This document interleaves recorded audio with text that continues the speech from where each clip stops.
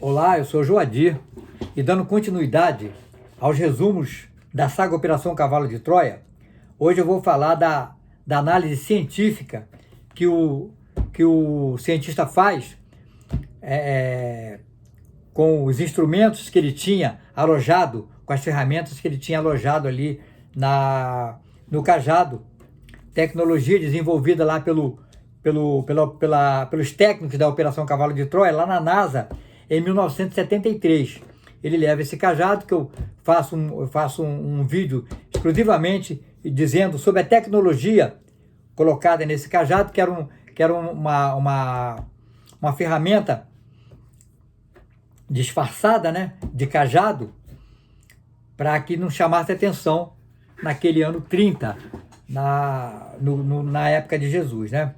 Bom, então, após na 18ª chicotada, já na segunda sessão, deu 40 e começou novamente. Então, na 18ª chicotada, o carrasco atinge o peito de Jesus e justamente o mamilo esquerdo de Jesus é atingido. E a dor é lancinante. E Jesus se joga para trás. Com aquele impacto, ele solta inclusive as cordas das mãos, e ele cai para trás ali naquela poça de sangue e tal. E aquilo movimentou os carrascos lá, os soldados, né? Os legionários, eles correm para acudir Jesus, para colocar Jesus novamente na mesma posição, para continuar batendo. E nesse momento, o cientista coloca as lentes de contato, que ele chama de crótalos, que é baseado na tecnologia, a tecnologia baseada nos olhos de uma serpente lá americana, que eles chamam de crótalos.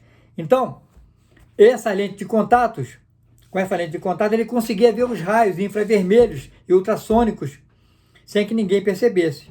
Com aquelas lentes ele conseguia ver isso. Então ele podia dirigir os raios para a posição que ele quisesse. E assim foi feito. Então ele diz, os golpes cada vez mais implacáveis, depois que eles colocam Jesus na posição de novo, os soldados lá, os romanos, os golpes cada vez mais implacáveis foram derruindo pouco a pouco o corpo do mestre, que acabou por dobrar os joelhos, enquanto seus dedos, jorrando sangue, crispavam-se de dor. A cada golpe, a cada açoite, Jesus havia começado a responder com um curto e fraco gemido. Aí Jesus já não aguentava mais. Já passava de 60, né? De 50, de 60 as chicotadas, e ele já começava a gemer a partir de cada pancada, né? A dor era muita, né? Uma vez traduzidas as ondas ultrassônicas em imagens, o resultado da flagelação apareceu diante de nós em toda a sua dramaticidade. Os carrascos, consumados especialistas, sabiam muito bem quais zonas podiam tocar e quais não podiam. Desde o primeiro momento, chamou-me a atenção, diz o cientista, o fato incrível de que nenhuma das costelas havia sido fraturada. A precisão dos açoites, todavia, havia aberto os flancos de Jesus até deixar a descoberto os feixes fibrosos ou a ponevrose dos músculos denteados. Quer dizer, ficou em carne viva, né? A dor, ao se lesarem essas últimas proteções das costelas, deve ter alcançado limites difíceis de imaginar. Na opinião dos peritos da Operação Cavalo de Troia, seriam superiores até a 22 JND. O que será isso? JND é uma sigla inglesa, né? Em inglês, que quer dizer Just Noticeable Difference, ou a diferença apenas perceptível. Ou seja, os cientistas em testes chegaram à conclusão de que do momento de estar sem nenhuma dor até o momento suportável, antes da pessoa desmaiar era 22. Então eles decidiram isso, que até a pessoa, antes da pessoa desmaiar, o que ele podia suportar, uma pessoa normal podia suportar de dor, eles colocaram como sendo 22 JND. 22 Noticeable Difference.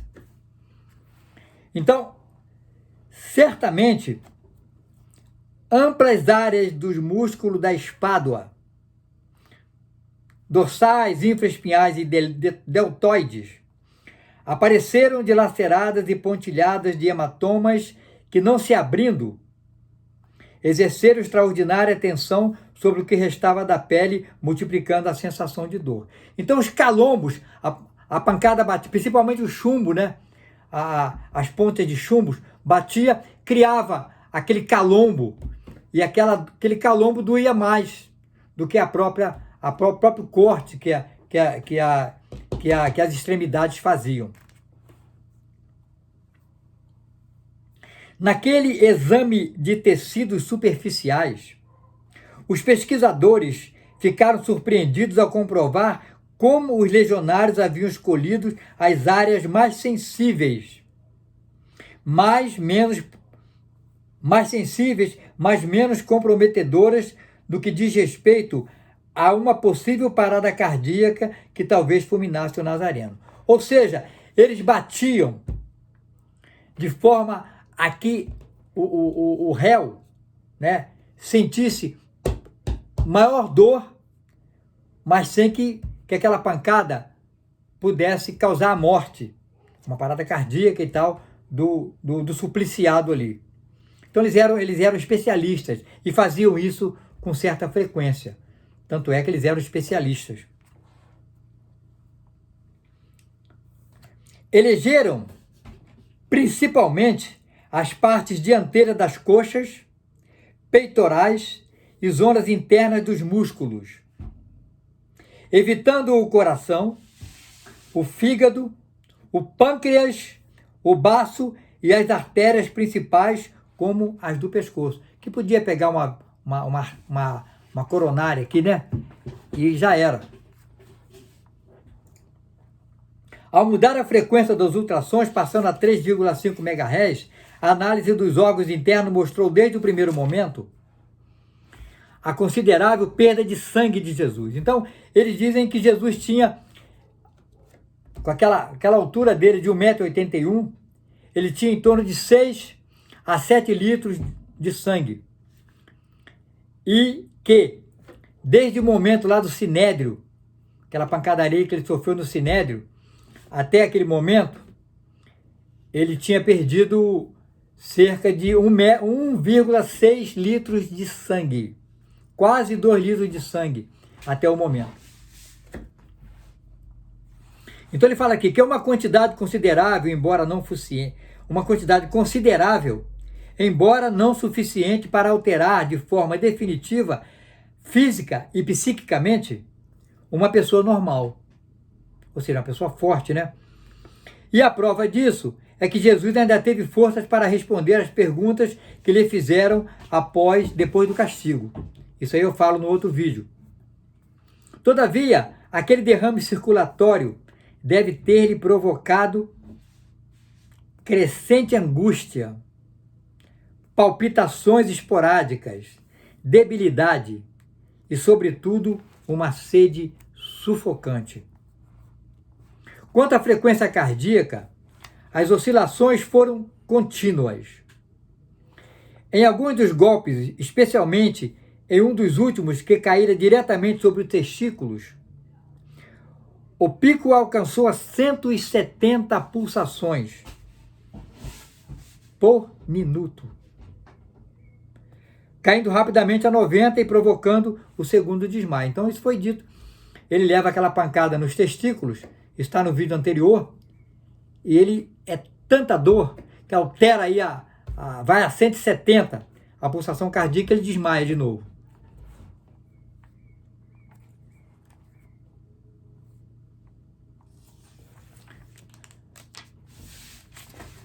Aí passa para outro carrasco, faz lá as 40, passa para outro carrasco, etc., como foi dito no vídeo anterior.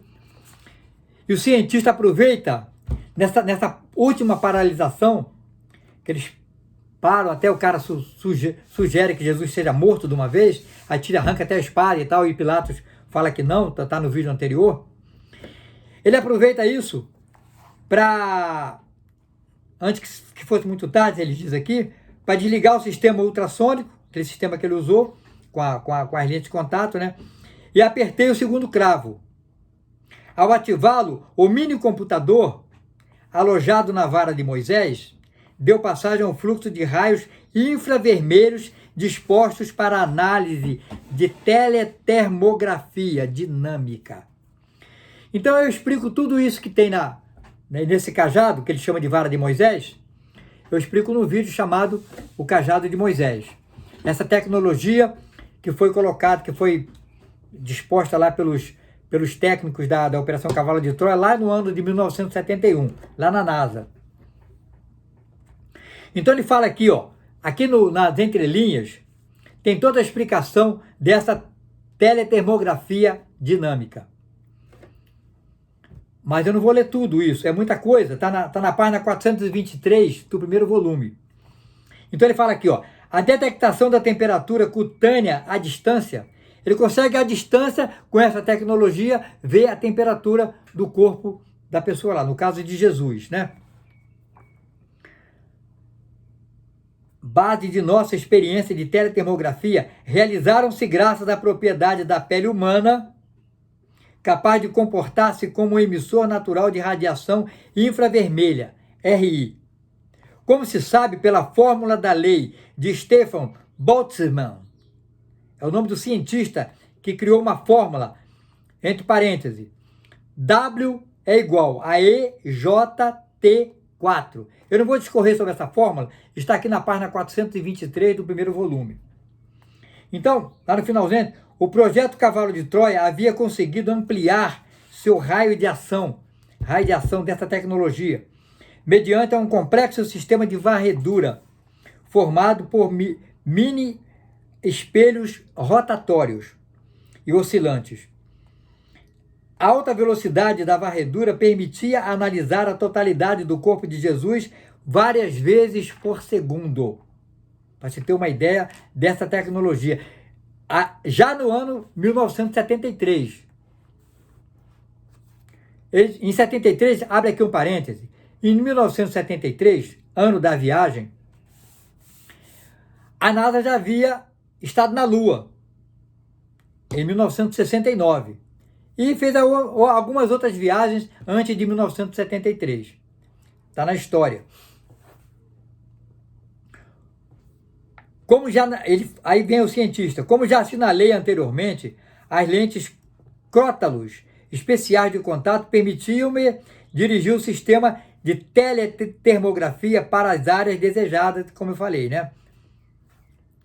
A maior parte do corpo de Jesus, banhada com sangue venoso, oferecia uma totalidade vermelho-parda, enquanto os hematomas, muito mais quentes, tomaram cor azul intensa. Então ele consegue ver isso com a lente de contato especial. O rastreio me permitiu observar que a rede arterial principal não havia sido lesada. É claro, os caras sabiam que não ia atingir veias que podiam levar à morte, né? Ainda que a vascularização cutânea e o sistema venoso superficial, especialmente em extensas áreas dorsais, apresentassem numerosos danos. Segundo os médicos do projeto, na hipótese de que o mestre houvesse conservado a vida, sua recuperação com as fórmulas da época, técnicas e fórmulas da época, do ano 30, no caso, né? Prolongar-se-ia por 3 anos. Ou seja, Jesus, se não tivesse morrido, ele ia levar, em média, pelo menos 3 meses para curar aquilo ali, aquelas feridas. Sendo ele uma pessoa forte como ele era. A análise das retinas foi satisfatória. A cor amarelo avermelhada que elas apresentavam demonstrava que a visão estava correta. O cara era médico, né? E cientista. O mesmo não se podia dizer de algumas articulações, em especial a da perna esquerda. Essa perna esquerda foi muito comprometida pela pancada que o cara deu e vai sofrer muito, né, durante a crucificação, né? Então ele fala aqui, né, que atingiu a concavidade de Poplite, ou jarrete. E a dos ombros também, a dos ombros foi atingida, né? Seriamente afetadas pelas bolas de chumbo e estrágulos de carneiro. As bolas de chumbo e estrágulos de carneiro havia feito esse estrago na perna dele e nos ombros. De forma assim, maior, né, do que os outros.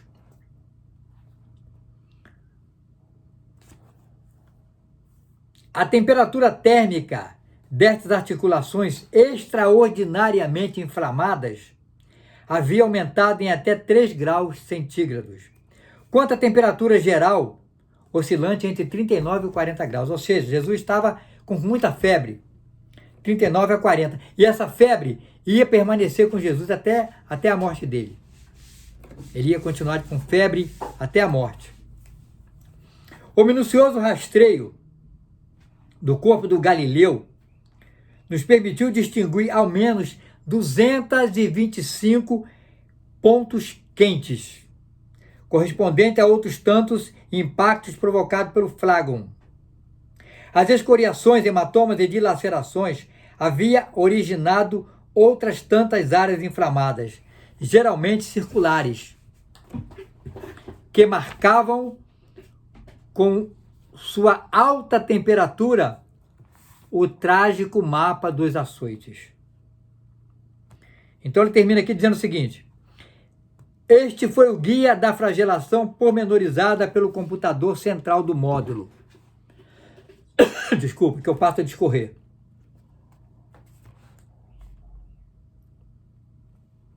Espádua e ombros, 54 impactos. Cintura e rins, 29. Ventre, 6. Peito, 14. Perna direita, zona dorsal, 18.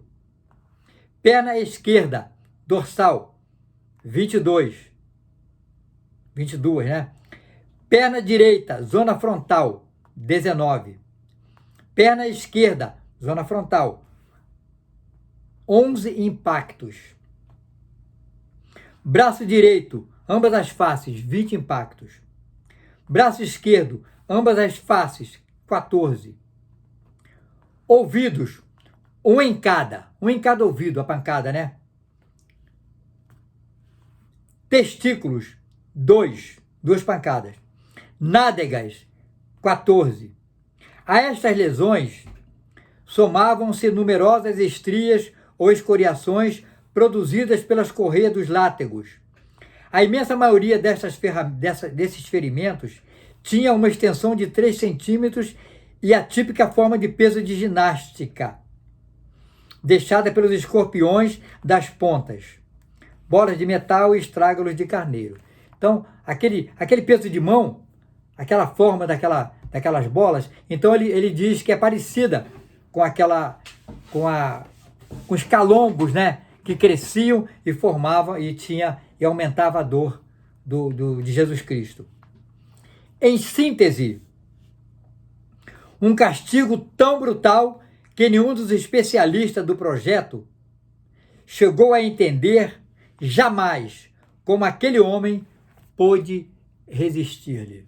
Como que Jesus pôde suportar aquilo ali, segundo os cientistas que analisaram tudo isso. Eu paro meu vídeo aqui, convidando você para o próximo, que eu vou falar sobre a terrível coroa de espinhos. Que a paz seja a sua constante companheira. E gratidão profunda pela sua audiência.